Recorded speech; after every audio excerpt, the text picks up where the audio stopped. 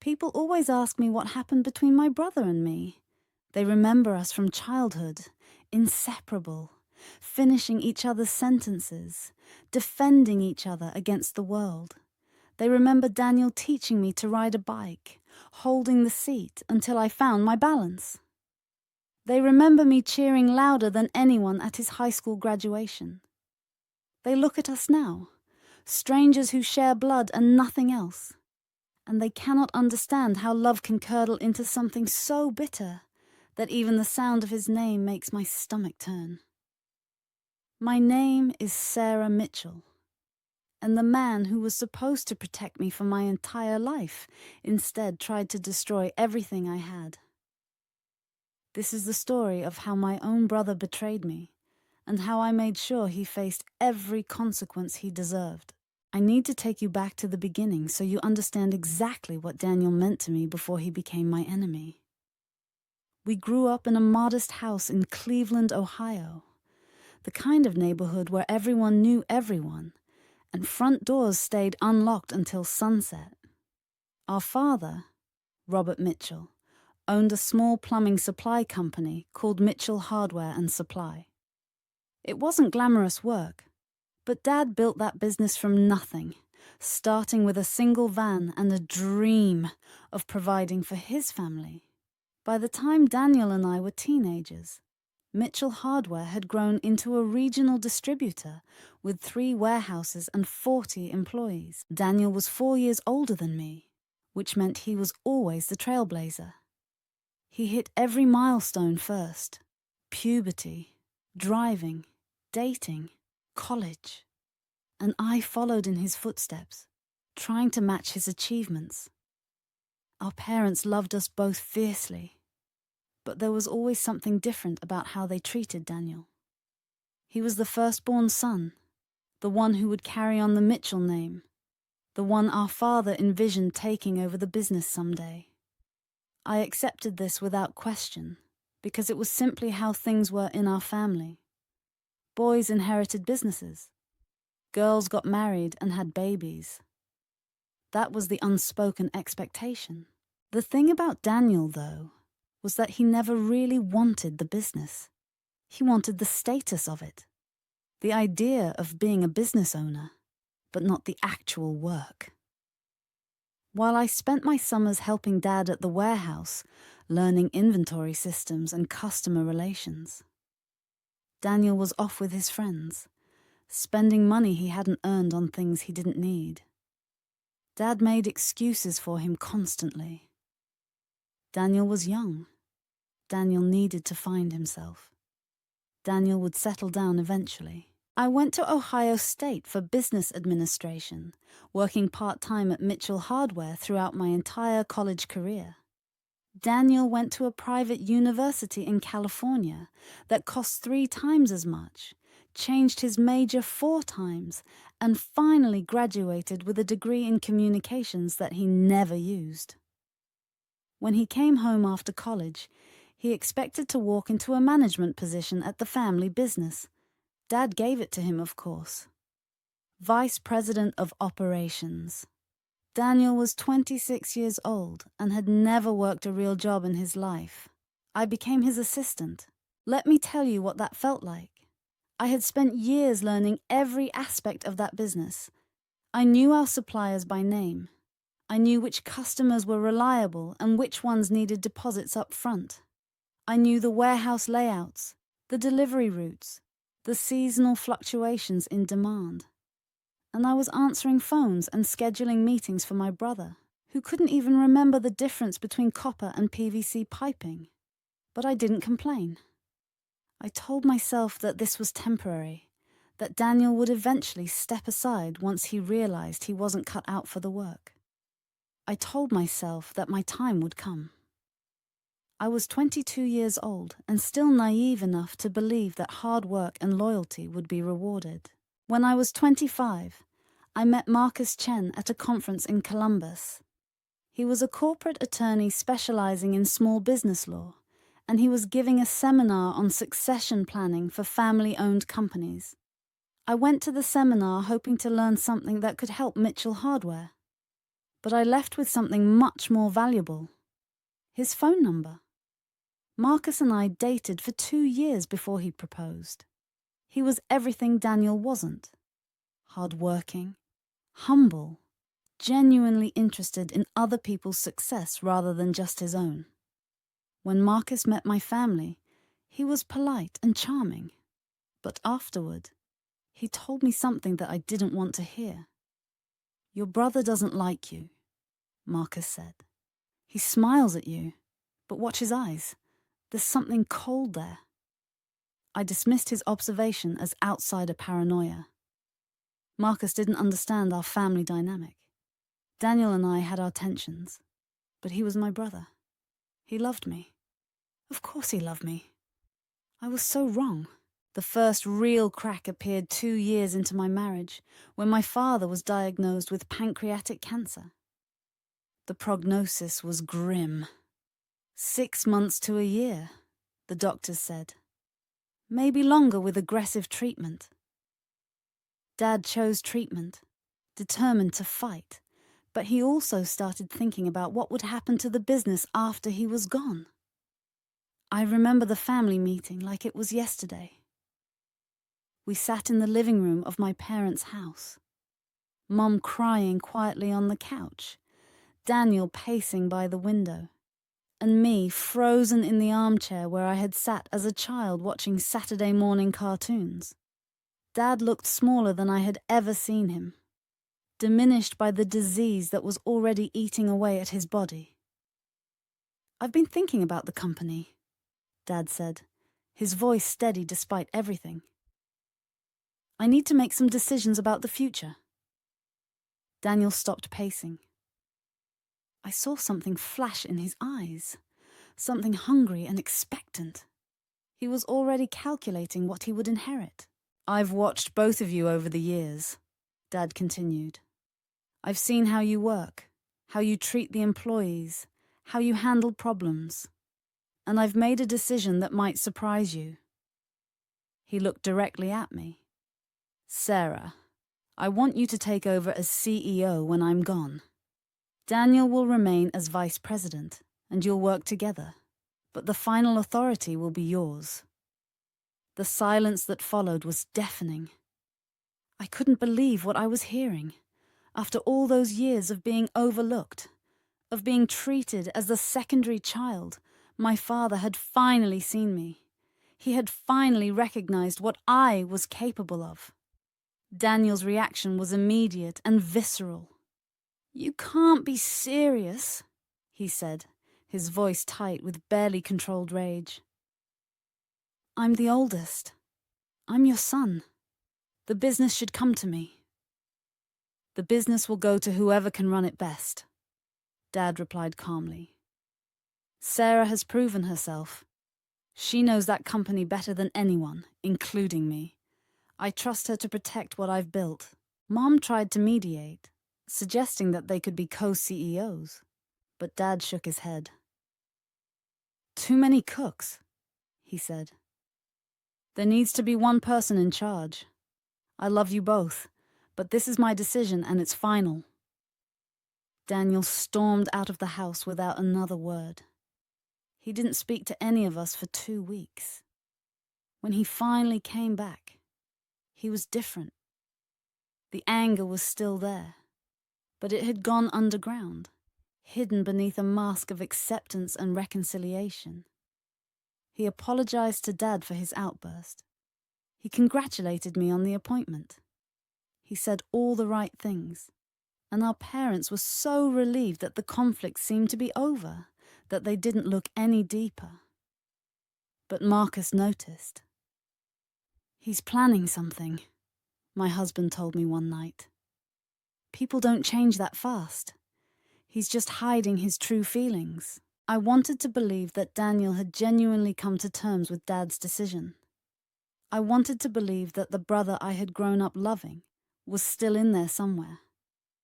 So I ignored the warning signs and trusted that everything would work out.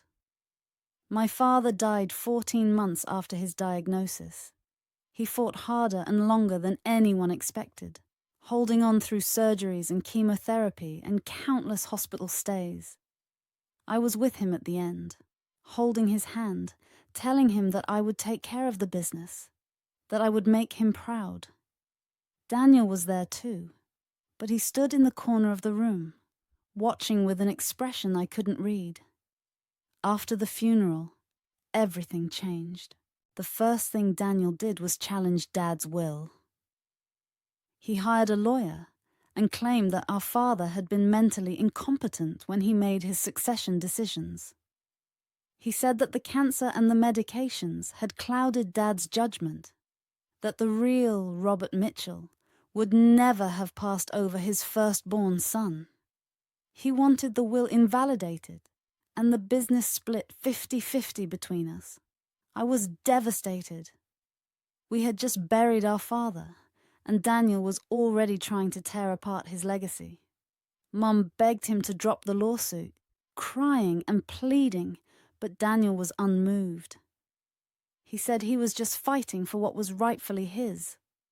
The legal battle lasted 8 months. Marcus helped me assemble a team of attorneys who specialized in estate law.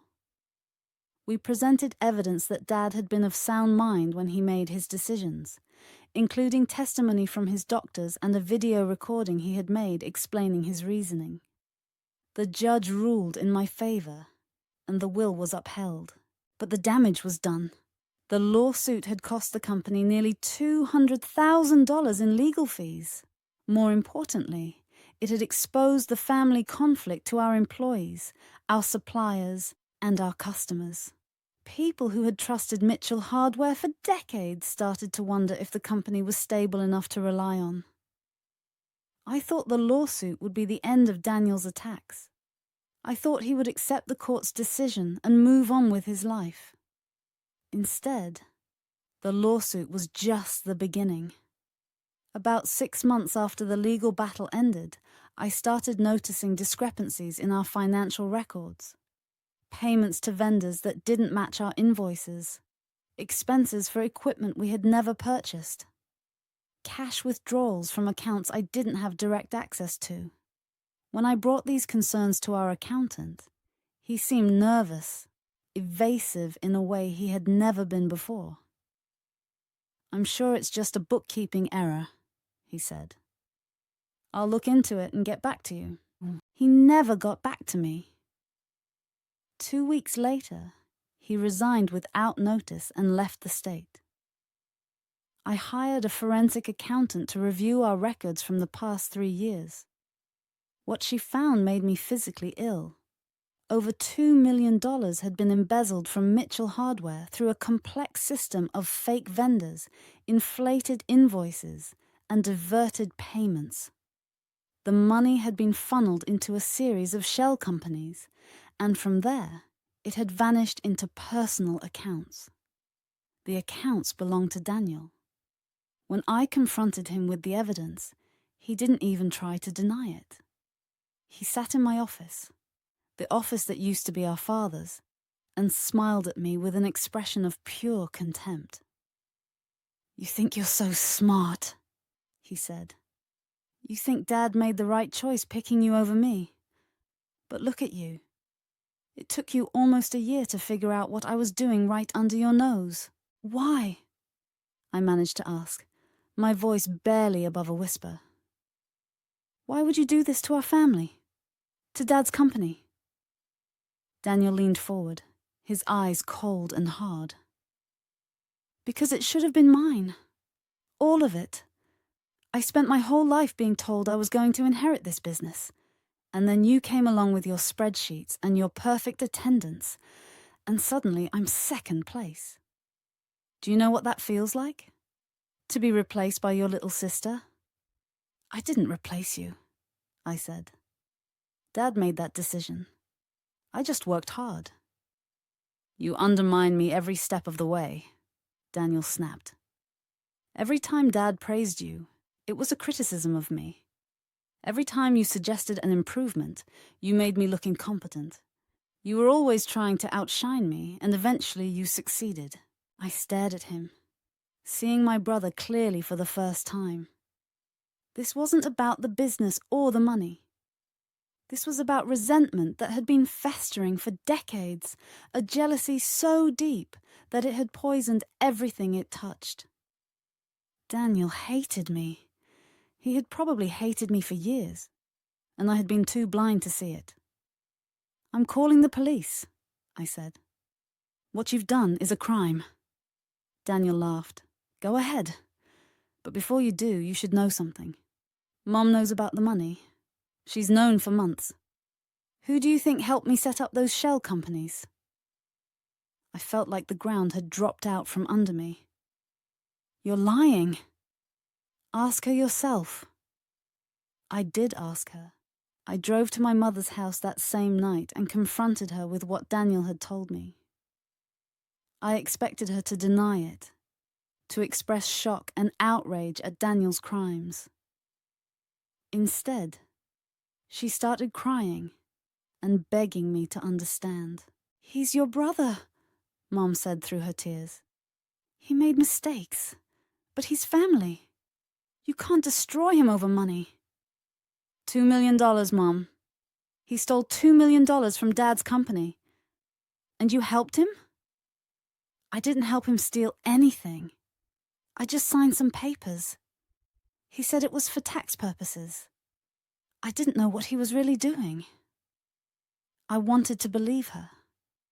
I wanted to believe that my mother had been manipulated, that she was just another victim of Daniel's deception. But something in her eyes told me she was lying. She had known, maybe not the full extent, but enough. And she had chosen to protect Daniel anyway. "If you go to the police," Mom continued, "you'll destroy this family. Daniel will go to prison. I'll lose my son. Is that what you want?" I looked at the woman who had raised me, who had tucked me in at night and nursed me through childhood illnesses and cried at my wedding. And I realized that I didn't know her at all. When forced to choose between her children, she had chosen Daniel without hesitation. She was willing to let me be robbed, to let my father's legacy be plundered, as long as her golden boy faced no consequences. "What I want," I said slowly, "is justice. Dad worked his entire life to build that company. Daniel had no right to take what wasn't his. Sarah, please. I'm begging you. He's your brother." "No," I said, standing up. "He stopped being my brother the day he decided to destroy me. And you stopped being my mother when you helped him do it." I walked out of her house and didn't look back. The next few months were a whirlwind of legal proceedings, emotional turmoil, and difficult decisions. I filed criminal charges against Daniel for embezzlement and fraud. I also filed a civil lawsuit to recover the stolen funds. Marcus stood by my side through all of it, helping me navigate the legal system, holding me when the stress became too much to bear. Daniel was arrested and released on bail. His trial was scheduled for the following year. In the meantime, he launched a campaign to destroy me in every way he could. He talked to reporters, painting himself as the victim of a power-hungry sister who was trying to steal his inheritance. He reached out to employees at Mitchell Hardware, trying to turn them against me. He posted on social media, claiming that I had falsified evidence and framed him for crimes he didn't commit. Some people believed him. The Mitchell family conflict became local news, and suddenly everyone had an opinion about who was right and who was wrong. I received hate mail from strangers who thought I was a vindictive woman trying to destroy her own brother. I had to hire security for the warehouse after someone vandalized our delivery trucks with messages calling me a thief and a liar. But I also received support from unexpected places. Employees who had worked with Dad for decades came forward to tell me that they had suspected Daniel of wrongdoing for years. Suppliers shared stories of invoices that didn't add up, of payments that never arrived, of Daniel's evasiveness when asked direct questions. The truth was coming out, piece by piece, and it painted a picture of systematic fraud that went back much further than I had initially realized. The forensic accountant dug deeper into the records and discovered that Daniel's theft hadn't started after Dad's death.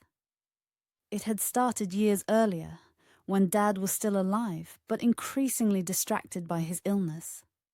Daniel had been stealing small amounts at first, testing the waters, seeing what he could get away with.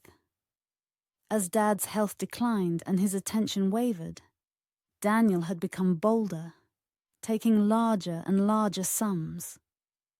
By the time I discovered the fraud, he had been embezzling for nearly 4 years. This revelation changed everything. It meant that Daniel had been betraying our father while pretending to care for him during his illness. It meant that every time Daniel sat by Dad's hospital bed, every time he promised to take care of the family, he was simultaneously stealing from the man who had given him everything. When I testified at Daniel's trial, I told the jury about the brother I thought I knew. I told them about the childhood we had shared, the memories I had cherished, the love I had believed was real. And then I told them about the man Daniel had become, the thief who had exploited his father's illness, the liar who had blamed everyone but himself, the manipulator who had tried to gaslight me into believing I was the problem. Daniel's defense was predictable. His lawyers argued that the company's finances were complicated, that anyone could have made those transfers, that I had a personal grudge against my brother and was using my position to frame him. They painted me as a jealous sister who resented Daniel's rightful inheritance. But the evidence was overwhelming. The paper trail led directly to Daniel. The shell companies were registered in his name. The bank accounts showed deposits that matched the stolen amounts perfectly. And most damning of all, emails and text messages recovered from Daniel's phone showed him discussing the scheme with an associate, bragging about how easy it was to steal from a company run by his naive little sister. The jury deliberated for less than a day.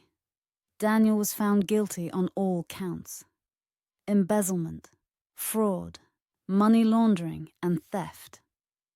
The judge sentenced him to 7 years in federal prison, with no possibility of parole for the first 5 years. He was also ordered to pay full restitution, which meant that every asset in his name was seized and liquidated to repay what he had stolen. I was in the courtroom when the sentence was handed down. I watched Daniel's face as the judge spoke, looking for some sign of remorse, some acknowledgement of the pain he had caused. Instead, I saw only anger and resentment. Even in defeat, he blamed everyone but himself. Our mother was there too, sitting in the back of the courtroom, crying quietly. When the bailiffs led Daniel away, she turned and looked at me with an expression I will never forget. It wasn't grief or disappointment. It was hatred. Pure, undiluted hatred for the daughter who had dared to hold her son accountable for his crimes. She and I haven't spoken since that day. I hear updates sometimes from distant relatives. Mum sold her house and moved to Florida to be closer to the prison where Daniel is serving his sentence. She visits him every week, the devoted mother standing by her wrongfully convicted son. She has told everyone who will listen that I destroyed the family, that I should have let Daniel's crimes slide for the sake of peace. But peace built on lies is no peace at all. I learned that lesson the hard way. After Daniel's conviction, I threw myself into rebuilding Mitchell Hardware. The embezzlement had left deep wounds, damaged supplier relationships, nervous employees, customers who wondered if the company would survive. It took 2 years of relentless work to restore what Daniel had broken. 2 years of early mornings and late nights and difficult conversations. But we did more than survive. We thrived. Without Daniel's toxic presence, the company culture improved dramatically. Employees who had been afraid to speak up started sharing ideas that made us more efficient and competitive. Suppliers who had lost faith in us came back once they saw that the business was now run with integrity. And customers appreciated knowing that Mitchell Hardware was finally in responsible hands. 5 years after Daniel went to prison, Mitchell Hardware had doubled in size. We expanded into new markets, opened 2 additional warehouses, and established a reputation as one of the most reliable distributors in the Midwest. When industry publications wrote about family businesses that had overcome adversity, they featured us. When business schools looked for case studies on corporate governance, they called me. I won't pretend it was all success and satisfaction. There were dark moments. Nights when I lay awake wondering if I had done the right thing. Mornings when I woke up grieving the brother I had lost long before the trial. Marcus was patient with my struggles, never pushing me to move on faster than I was ready. Always reminding me that what I was feeling was normal and valid. One of the hardest things was explaining the family situation to our son. Marcus and I had our first child about a year after Daniel's conviction, a boy we named Robert after my father. As Robert grew older, he started asking questions about his extended family. Why didn't Grandma ever visit? Why didn't he have an uncle like other kids? I told him a simplified version of the truth, that sometimes families have disagreements that are too big to fix, that his uncle had made choices that hurt a lot of people, that distance was necessary for everyone's well-being. Robert seemed to accept this explanation, though I know there will come a day when he wants more details. When that day comes, I'll tell him everything. I want him to understand that loyalty has limits, that love does not require tolerance of abuse, that protecting yourself is not the same as betraying your family. Daniel was released from prison last year, after serving just over 6 years with time off for good behavior. I heard about his release from my attorney, who had set up alerts for any developments related to the case.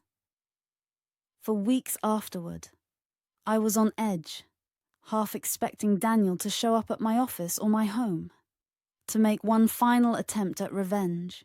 Instead, I received a letter. It arrived at the company, addressed to me personally, with a return address I didn't recognize. I almost threw it away unopened, but something made me hesitate. The letter was from Daniel. It was short, only 2 pages, handwritten in the cramped script I remembered from childhood. In it, he claimed to have changed during his time in prison, to have undergone therapy and reflection, to finally understand the harm he had caused. He apologized for the theft, for the lies, for trying to destroy my reputation. He asked if there was any possibility of reconciliation, any way we could repair our relationship. I read the letter 3 times, looking for signs of manipulation, for the carefully crafted phrases that had always marked Daniel's attempts to get what he wanted. And yes, there were elements that felt familiar. The appeal to our shared history, the subtle implication that I was at least partly responsible for the family breakdown. But there was also something that seemed genuine, a weariness in his words that I had never seen before. I thought about responding. For a few days, I actually drafted different versions of a reply, ranging from cold rejection to cautious openness. I imagined meeting Daniel somewhere neutral, listening to what he had to say, maybe even finding a way to coexist if not reconcile. Then I remembered everything he had done. Not just the theft, but the way he had tried to gaslight me into questioning my own sanity. The campaign of harassment and defamation. The attempt to use our mother against me. The complete lack of remorse at his trial. The calculated cruelty of his final words to me in my office, the contempt dripping from his voice as he admitted what he had done. Some things cannot be forgiven. Some bridges, once burned, can never be rebuilt.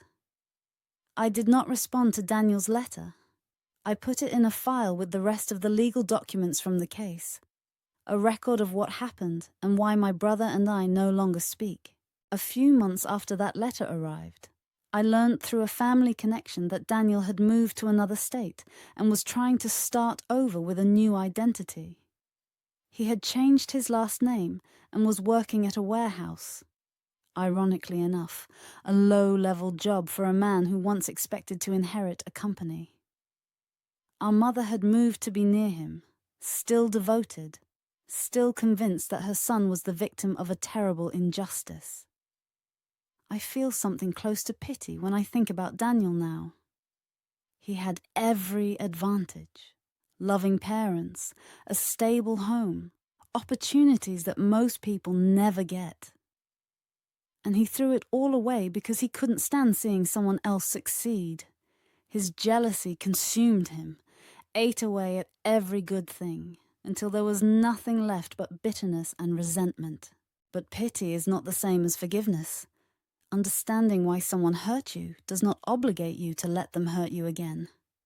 I learned that lesson the hard way, and it cost me my relationship with my mother, my sense of safety within my own family, and years of my life that I spent fighting battles I should never have had to fight. What Daniel never understood, what I don't think he will ever understand, is that I never wanted to compete with him. I just wanted to be good at something, to contribute, to make our father proud. If he had been even minimally competent at running the business, if he had shown any genuine interest in the work, I would have happily supported his leadership. But Daniel wanted the crown without the responsibility, the glory without the effort. And when that wasn't possible, he chose destruction.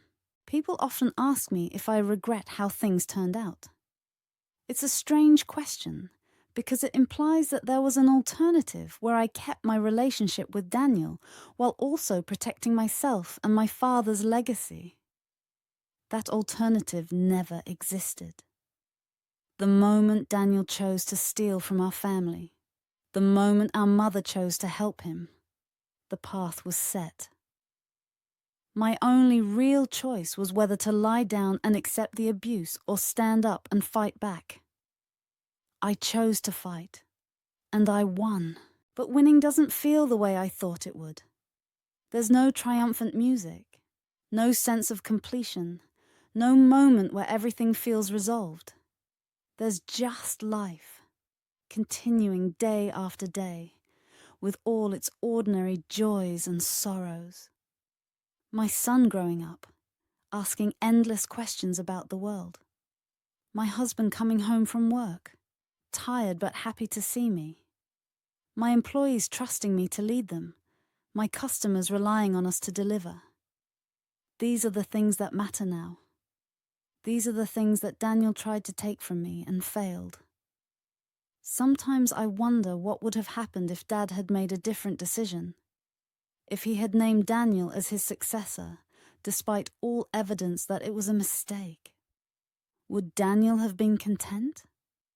Would the jealousy have faded once he had what he wanted? I don't think so.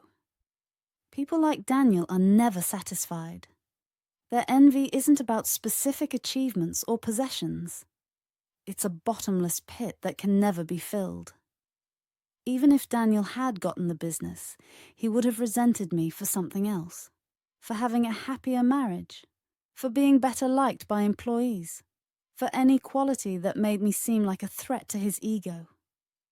The theft and the betrayal were inevitable, not because of what I did, but because of who Daniel fundamentally was. That realization was liberating in a painful way. It meant that nothing I could have done would have changed the outcome. I wasn't responsible for Daniel's choices. I wasn't guilty of provoking his jealousy. He was a broken person who chose to break others rather than fix himself, and I just happened to be the closest target. My mother, I'm less sure about. She was raised in a generation that valued family loyalty above almost everything else, and she was conditioned to believe that sons were more important than daughters. When she was forced to choose, she defaulted to those old patterns, prioritizing Daniel even when it meant betraying me. I don't know if she regrets that choice now. I don't know if she lies awake at night missing her grandchild she has never met. Maybe she has convinced herself that I'm the villain of this story, that I tore the family apart for petty reasons. It doesn't matter what she believes. I know the truth. The people who matter know the truth. And that is enough. If you're listening to this and you're dealing with a similar situation, betrayal by someone you loved and trusted, I want you to know that it's possible to survive. It's possible to rebuild. It's possible to create a life that is richer and more meaningful than anything you had before. But I also want to be honest with you. It's hard. There will be days when you question every decision you made. There will be nights when you mourn the relationship you lost, even if that relationship was largely illusion. There will be people who don't understand, who tell you to forgive and forget, who act like protecting yourself is somehow wrong. Don't listen to them. Your safety, your well-being, your peace of mind are more important than maintaining relationships with people who don't have your best interests at heart. Blood is not thicker than betrayal. Family loyalty has limits, and anyone who tells you otherwise has probably never been in your situation. My brother and I don't speak anymore. We will never speak again, and that is exactly how it should be. The company he tried to steal is thriving. The reputation he tried to destroy is stronger than ever. The future he tried to take from me is one I now live every single day. Daniel thought he was smarter than me. He thought his charm and manipulation would be enough to get whatever he wanted. He learned the hard way that underestimating people is a dangerous game, especially when those people have nothing left to lose. I think about the little girl I used to be, the one who idolized her big brother, who thought he would always be there to protect her. I wish I could go back and warn her about what was coming. I wish I could tell her that the person she loved most would become her greatest enemy. But I also know that little girl would not have believed me. She needed to learn the lesson herself, the hard way, through pain and loss, and the slow, brutal process of disillusionment. That lesson made me who I am today. It gave me strength I didn't know I had. It taught me to trust my instincts, to protect what matters, to stand up for myself even when the entire world seems to be against me. My name is Sarah Mitchell.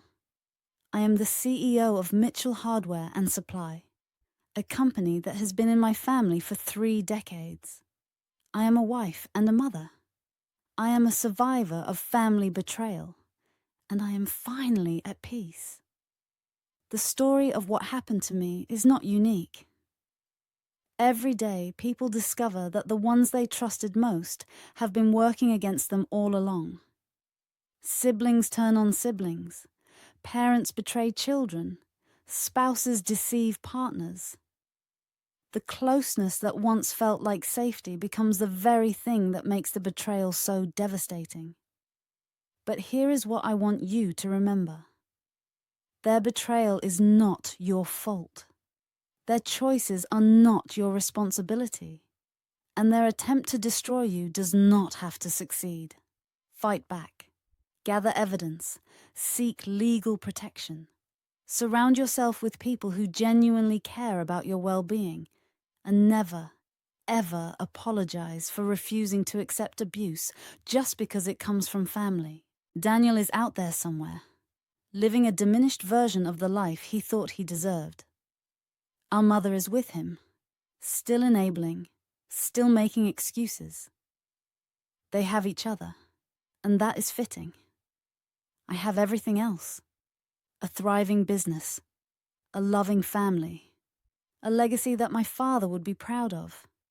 That is my revenge. That is my justice. That is the truth of why my brother and I don't speak anymore. Some endings are not happy in the traditional sense. There is no reconciliation in my story, no tearful reunion, no moment where Daniel admits he was wrong and begs for forgiveness that I graciously provide. Real life rarely works that way. Some people are incapable of genuine change, and some relationships are too damaged to repair. But my ending is still satisfying because I am satisfied. I wake up every morning knowing that I did the right thing. I protected my father's legacy. I exposed the truth. I refused to let a thief and a liar rewrite history to make himself the victim. Daniel lost everything: his freedom, his reputation, his place in the family. Our mother lost her relationship with me and with the grandchild she will never know. These are the consequences of their choices, and I feel no guilt about them. What I feel instead is gratitude. Gratitude for Marcus, who stood by me through the worst of it. Gratitude for the employees who trusted me to lead them. Gratitude for the forensic accountant who uncovered the full extent of Daniel's crimes. Gratitude for the justice system that held him accountable. And yes, even gratitude for Daniel, in a strange way. He showed me exactly how strong I could be when I had no choice but to be strong. He tested my limits and discovered that I had none. He tried to break me, and instead, he only made me harder to break. My brother stole $2 million from our family business. He violated our father's trust while the man was dying of cancer. He tried to turn our mother into his accomplice and largely succeeded. He waged a public campaign of defamation against me, attempting to destroy my reputation and my career. He did everything in his power to take my future away from me. He failed. Completely and utterly failed. And that is why my brother and I don't speak anymore. Not because I'm holding a grudge. Not because I'm too proud to forgive. But because some acts are so fundamentally destructive that the only healthy response is permanent separation. Because protecting myself and my family requires keeping toxic people at a distance. Because the person I thought Daniel was never really existed, and the person he actually is has no place in my life. I built something beautiful from the ashes of his betrayal. I found strength I didn't know I had. I created a future better than anything he tried to steal. That is my story. That is my truth. That is the ending that I chose. And I would not change a single thing.